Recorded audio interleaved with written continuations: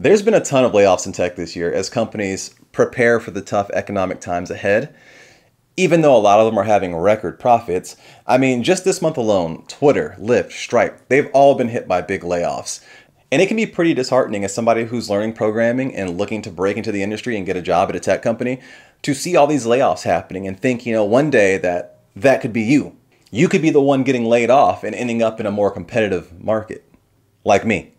So I got laid off this month, and I just want to share with you guys some of the red flags and signs that I noticed beforehand that kind of clued me into what was happening, but I kind of shrugged them off, and now I regret it. Now keep in mind, these are things that I experienced personally.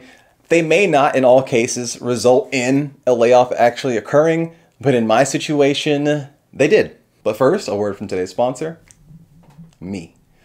If you guys are enjoying the content and like seeing this 30-year-old turned web developer take the tech industry by storm, do me a favor and subscribe to the channel.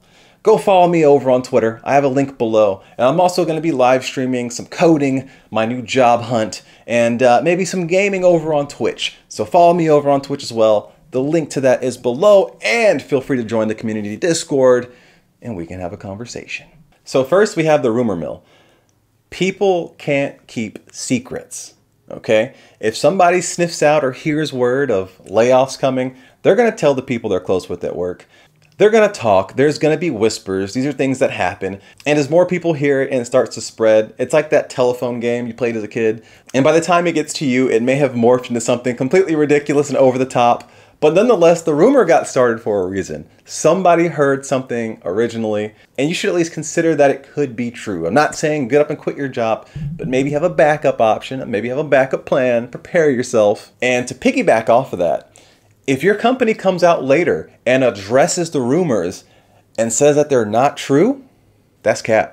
Another red flag to watch out for is movement within the company. And now I'm talking company structures. If they start moving teams around, let's say your team operates here, and then they move you over here to work with a separate group of people. When you start seeing movement like that, it's like when you're cleaning up your house or cleaning out your closet. You're trying to make space, right? You're trying to make the space more efficient. When you start seeing a lot of movement in the company, between departments and teams, they're doing the same thing. They're trying to make everything operate more efficiently. And just like when you're cleaning up your closet or cleaning up your house, you'll find things that you don't need that are taking up unnecessary space. So maybe they've grown, maybe their opinion on something has changed, and they decide they don't need that anymore. Just like you don't need that jacket that's been in your closet for 6 years and you never wear it. Now, if your team specifically is one that gets moved or merged with another section within the organization, then that's a huge red flag. But that was the biggest red flag, sheerly because of how much change came along with it. Which leads me to my next point, a change in leadership. Now, I'm not talking like mid-level managers. I'm talking like director or VP level, up there, whatever your company calls it, however many they have, whatever they do, those people. Typically, new leadership bring their own people in and they have their own vision and expectations for the way they do things and the way things get done. Now, I was in the military for 4 years in the Marine Corps, hoorah.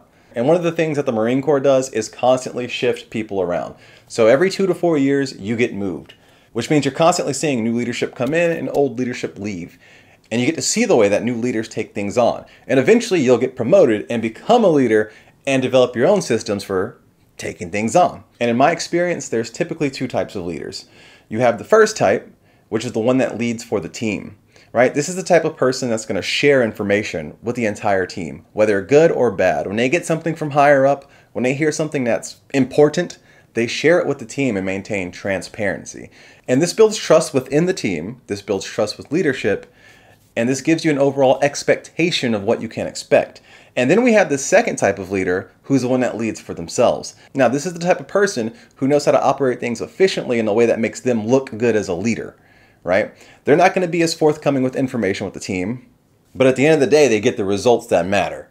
And I'm not going to say that one style is better than the other or more effective than the other, but one style definitely feels better to work with than the other.